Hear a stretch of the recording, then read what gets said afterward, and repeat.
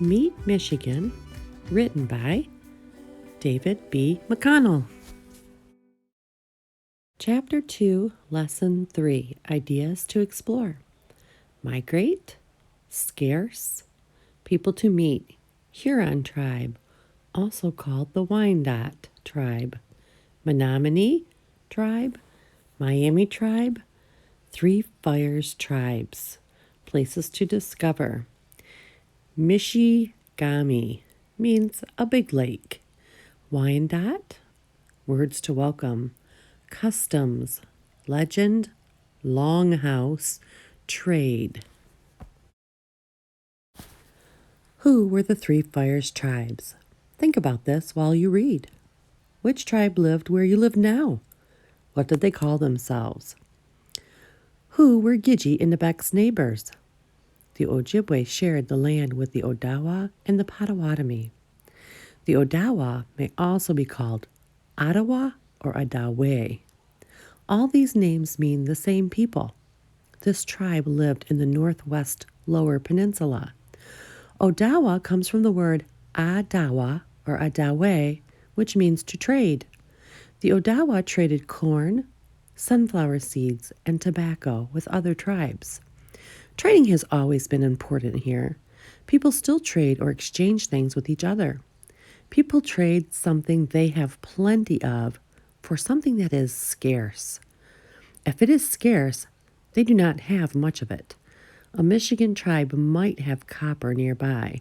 They might trade it for a buffalo robe from a tribe in the west. Once the Odawa and the Huron lived to the east in Canada. Then they moved when the other tribes attacked them. Moving to escape war is one reason to migrate or move. People may migrate to find food. People may migrate to avoid disease. Some things push people away from one place. These things make them want to leave. Other things may pull them to a new place. These things make them want to move there. The Potawatomi also moved from place to place. By 1750, they settled in southern Michigan. The Potawatomi name comes from Ojibwe words for fire. It may mean people of the place of the fire. They often burn their fields before planting crops. This may be why they have that name. This tribe lived farther south than the Ojibwe or Odawa. Since they lived in a warmer area, the Potawatomi could farm more. The land where they lived also had better soil. This helped their crops grow. They planted corn, squash, beans, tobacco, melons, and sunflowers. Because of their crops, the Potawatomi did not move their villages often. They did not need to always look for food.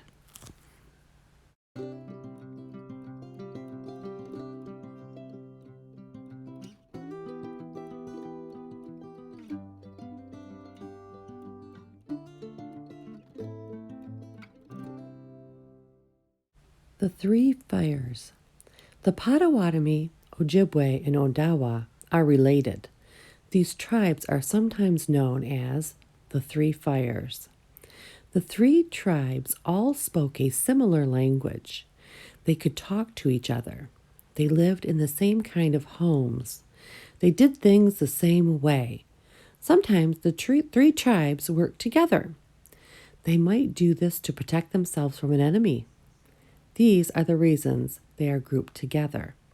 In the 1700s and 1800s, the Three Fires were the main tribes living in Michigan.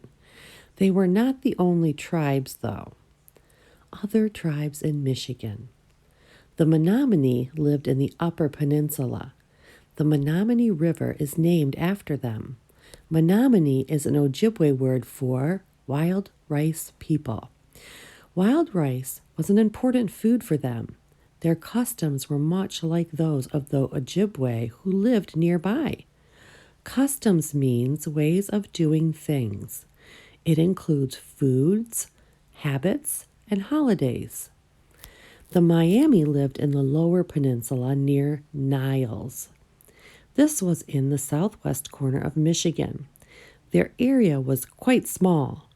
Their tribe did not have many people. The Huron tribe once lived in Canada. Later, other tribes attacked them. This forced them to move. The Huron tried different places in Michigan for a new home. They moved near Mackinac Island. Next, they tried Detroit. The tribe was also known as the Wendat or Wyandotte. The city of Wyandotte is named after them.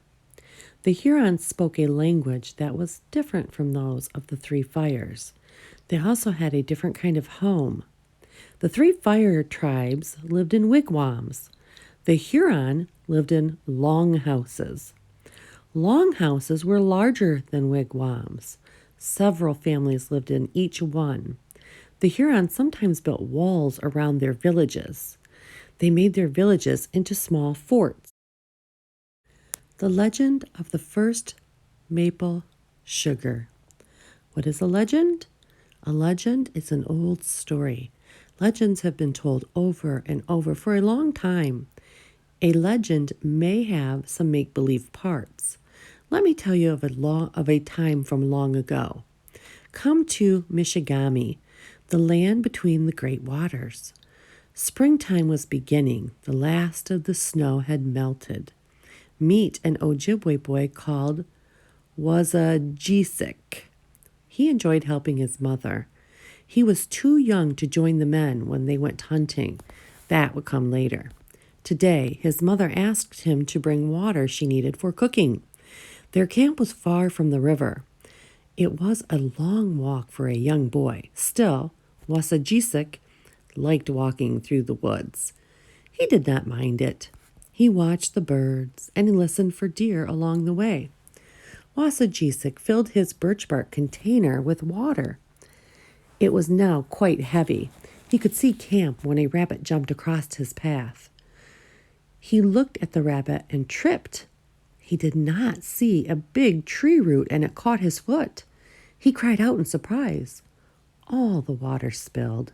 He fell and hurt his knee. His mother heard him and ran to him. "Are you all right?" she asked. He ran to her, forgetting his container by the tree. Wassagesic said, "Yes, mother, I am fine. I am so sorry I spilled all of the water you needed." "That is all right, son. We will have stew another night," his mother said.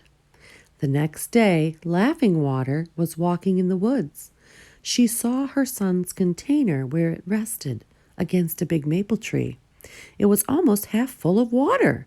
She said to herself, Wassagesic did not spill as much as he thought. She took it home and used it to make deer stew. As the stew cooked, it had a pleasing smell. She had never known her stew to smell like this. At that moment, her husband came home. He smelled the stew. He took a twig and got a sample and tasted it. A big smile came to his face. He smacked his lips and told Laughing Water how good it was. Now she tested the stew. It was really good. She shared how Wassagesic left his container next to the maple tree. Maybe it had sap from the tree, not water as she thought. Her husband told everyone in camp about the sweet water from the maple tree. Now, when it is early spring, the Ojibwe gather the maple sap. They boil it down. They make maple sugar that they store in birch bark containers. Now they can enjoy a sweet treat all year long. Collecting maple sap and making maple syrup is still fun. It is something we have been doing in Michigan for a long, long time. If you have a chance to do it, think of the Ojibwe, Odawa, and Potawatomi boys and girls who did it first. Think about it, write about it. Number 1, which tribe lived in your part of the state during the 1700s? Number 2, which tribes were the Three Fires? Number 3, what does scarce mean? Name something that is scarce today. Number 4, what does the word migrate mean? Number 5, tell something that could push a tribe to move to a new place. Tell something that may pull a tribe to a new place. Number 6, How did the tribes get maple sugar? Number 7. What is a legend? Why did the tribes tell legends? Brain stretchers.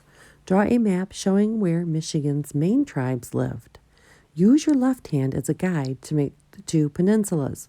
Show where each tribe lived. Be sure to label your map. Are scarce things usually more valuable? Explain how being scarce relates to being valuable. Words in action. Explain why the Three Fires tribes are grouped together. How are they alike? How are they different?